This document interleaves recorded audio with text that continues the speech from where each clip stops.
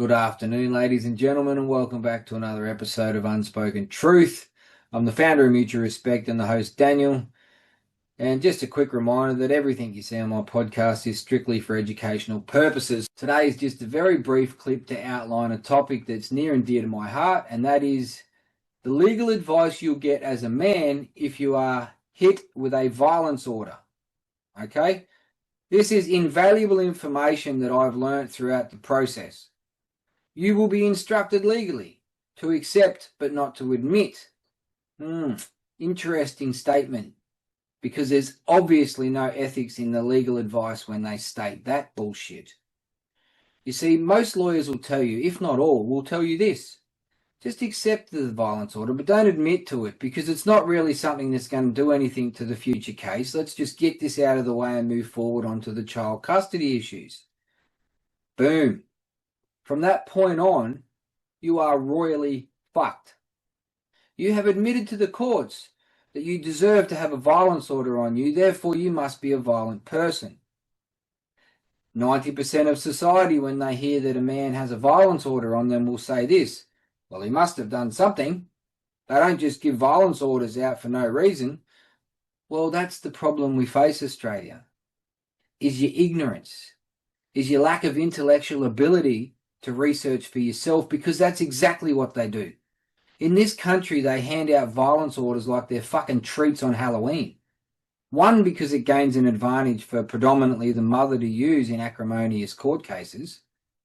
Two, it inflates the made-up, fabricated statistics that were in some form of male epidemic violent fucking issue in Australia.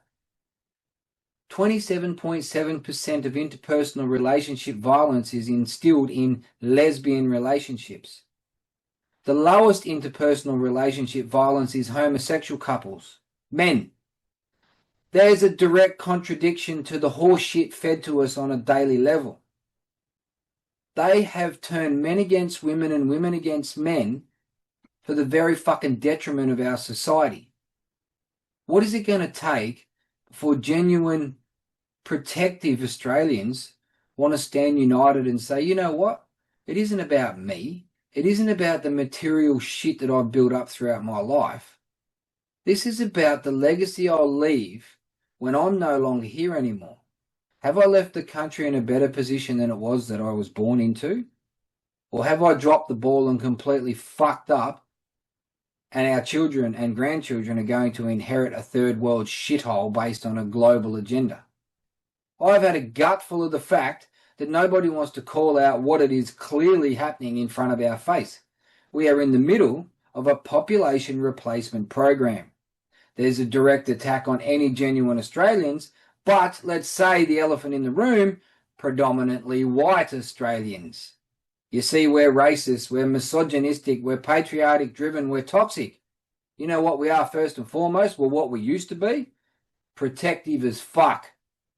We would not have tolerated this shit in the 80s or 90s, but here we are now as a weakened society with piss-weak excuses for men that have been deliberately targeted for the past 50 years in this country. The direct attack on men is happening and has happened because it's caused what we are facing right now.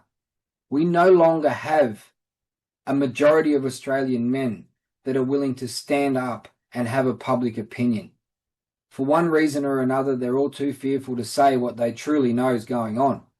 They don't want to lose their job, they don't want to lose their family, and they sure as shit don't want to be alienated from their children.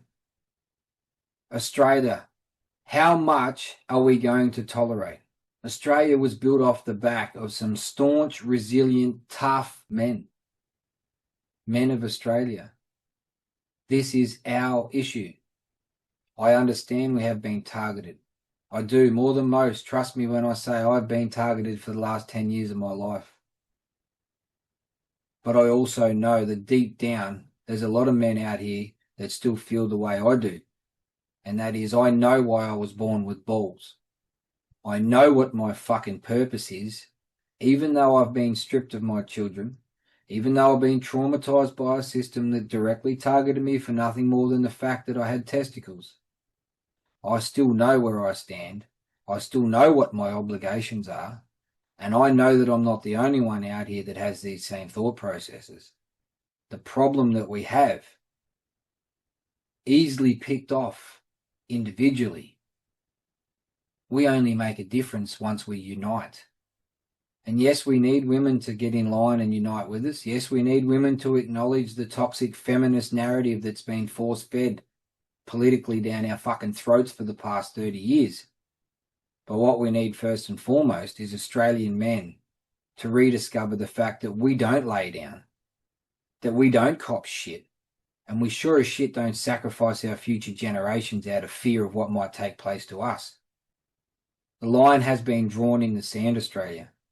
This is the year we either stand up and we safeguard future generations and protect our country from becoming a third world shithole, or we will end up like the UK.